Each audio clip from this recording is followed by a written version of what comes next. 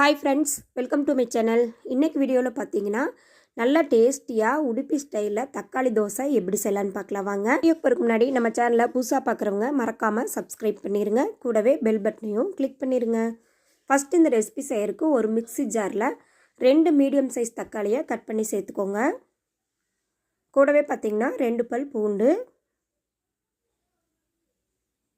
இது கூட ஒரு 5-6 சின்ன வெங்காயத்தை தோல் உரிச்சிட்டு சேர்த்துக்கிறேங்க.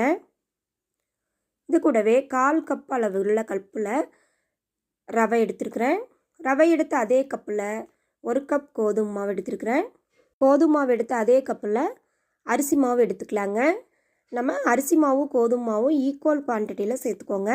இது கூட பார்த்திங்கன்னா 1 டீஸ்பூன் தனி மிளகாய் தூள் காரத்துக்காக சேர்த்துக்கிறேன். இப்போ இந்த டிஷ்ஷுக்கு தேவையான அளவு உப்பு சேர்த்துக்கலாங்க. இப்போ இது கூட பார்த்திங்கன்னா 3 கப் அளவுக்கு தண்ணி சேர்த்துக்கோங்க.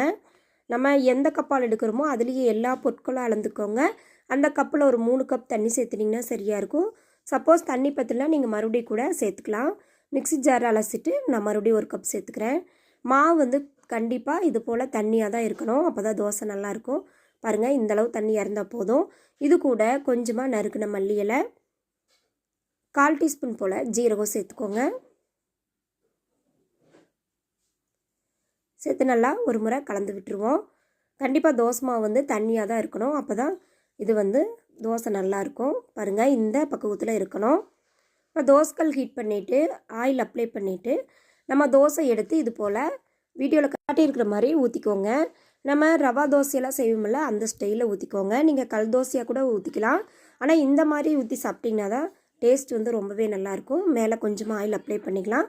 அடுப்பை வந்து மீடியம் ஃப்ளேம்லேயே வச்சுட்டு 1 சைடாக வெந்த பிறகு திருப்பி போட்டுக்கலாம்.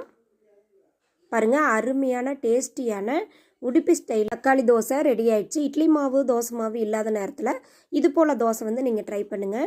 இது கூட நம்ம விருப்பப்பட்ட சட்னி வச்சு சாப்பிடும்போது ரொம்பவே டேஸ்ட்டாக இருக்கும். இந்த வீடியோ பிடிச்சிருந்தா சேனலை மறக்காமல் சப்ஸ்கிரைப் பண்ணிடுங்க. லைக் பண்ணுங்கள், ஷேர் பண்ணுங்கள், கமெண்ட் பண்ணுங்கள். இந்த ரெசிபி வந்து பேச்சுலர்ஸ் கூட ஈஸியாக செஞ்சிடலாம். வேலைக்கு போயிட்டு வந்து என்ன டிஃபன் செய்யணும்னு யோசிக்கிறதுக்குள்ளே இது போல் மிக்ஸி ஜாரில் அரைச்சிட்டு டக்குன்னு தோசை ஊற்றிடலாம். மறக்காமல் ரெசிபி ட்ரை பண்ணி பாருங்கள்.